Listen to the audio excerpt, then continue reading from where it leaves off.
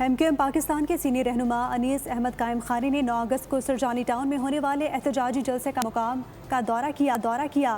اس موقع پر انہوں نے جلسے کے انتظامات کا تفصیلی جائزہ لیا اور متعلقہ ذمہ داران کو تمام تیاریاں جلد از جلد مکمل کرنے کی ضروری ہدایات دی۔ دورے کے دوران رکن مرکزی کمیٹی اور انچارج سی او سی فرقان عتیب، مرکزی رہنما شاکر علی، جوائنٹ انچارج سی او سی رکن سندھ اسمبلی عبداللہ شیخ سمیت دیگر بھی موجود تھے۔ ایم کیو ایم پاکستان کے سینئر رہنما انیس احمد قائم خانی نے 9 اگست کو سرجانی ٹاؤن میں ہونے والے احتجاجی جلسے کا مقام کا دورہ کیا۔